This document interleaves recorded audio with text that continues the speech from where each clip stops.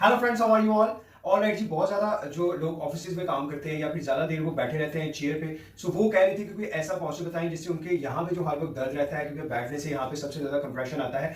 सो उसको कैसे रिलीज किया जाए, तो उसके लिए वैसे भी उसकी कंप्लीट वीडियो आपको यूट्यूब चैनल योगा भी टीएचपी पे मिल जाएगी, लेकिन एक पॉस्चर मैं आपको करके बताने लगा। आप इस तरीके से अपनी ऑफिस की चेयर पे या घर की कुर्सी को भी इस्तेमाल कर सकते हैं। थोड़ा सा आप यहाँ पे एक कॉर्नर पे आके बैठे, यहाँ पे अपने दोनों पाँव को ग्राउंडेड कर लें। यहाँ पे आपने अपने दोनों बाजुओं को इस तरीके से बिल्कुल स्ट्रेट उठा के, सो अपनी यहाँ से आपने मूव करना है अपने जॉइंट से, हिप जॉइंट से। यहाँ से मूव करते हुए सांस को बाहर निकालते जाएं और कुछ देर के लिए यहाँ पे स्टे करें।